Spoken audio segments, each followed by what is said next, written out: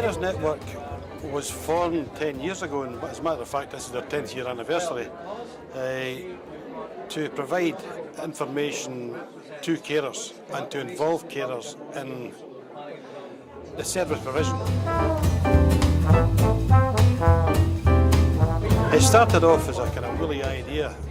Nobody quite knew at that point what we were talking about, but we have carers involved at all levels of planning and service delivery within South Lanarkshire Council and in health NHS. So we provide the forum for carers to have their voice heard.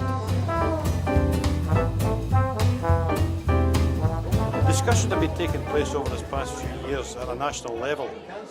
There are so many people who are somebody has coined the phrase hidden carers. Now they're only hidden to service deliveries. Most carers don't want involvement with other agencies, so they are considered to be hidden carers. So the term itself gets a bit woolly in effect. If you speak to some people in the street, and we've done this, we've actually asked people, who are carers? And for some reason or other, most people think carers are the people who come through their door to do the work for you. So I think there is an agreement across Scotland that we should be looking at this and look at the terminology in it.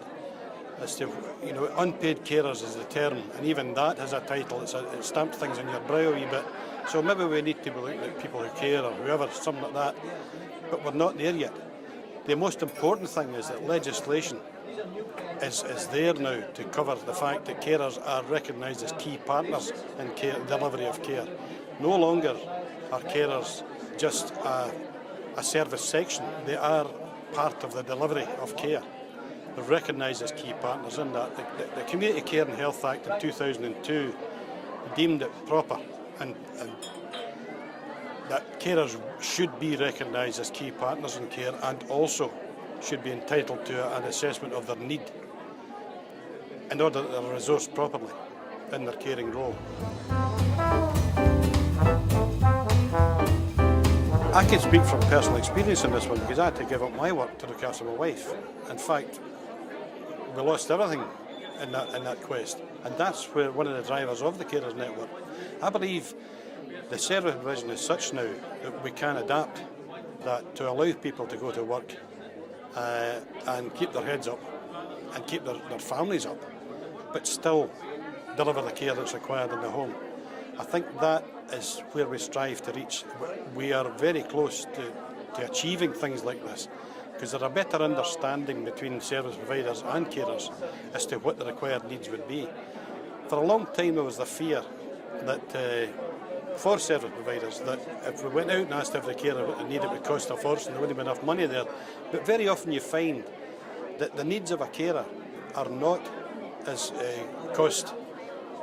It's not about cost, it's about the quality of. We have an example which could sum this up for you, is that we know of one carer who needed an afternoon off to go to the bowls, and when they got the assessment carried out on his wife, she was sent into a nursing home for a week.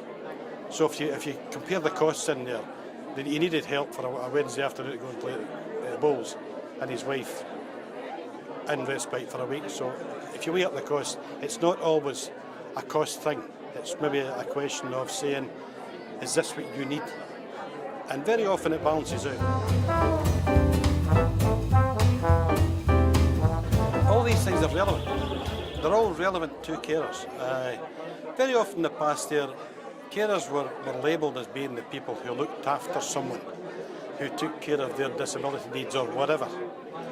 But people tended to forget that carers are people. They're society.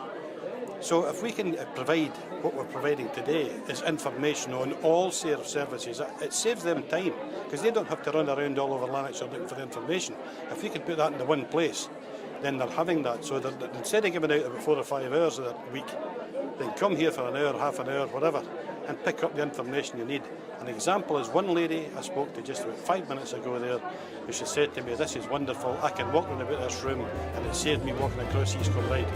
And that's what it's about.